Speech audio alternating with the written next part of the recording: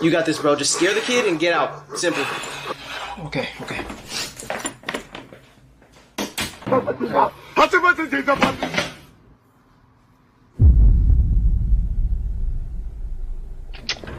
I thought you would be asleep. Who are you? No. I'm just here to... What are you doing in my closet? No, it's not what it seems. I'm just doing my job. What's your job? To make you scream, but it's... Yeah! No, that's not necessary. What's going on in...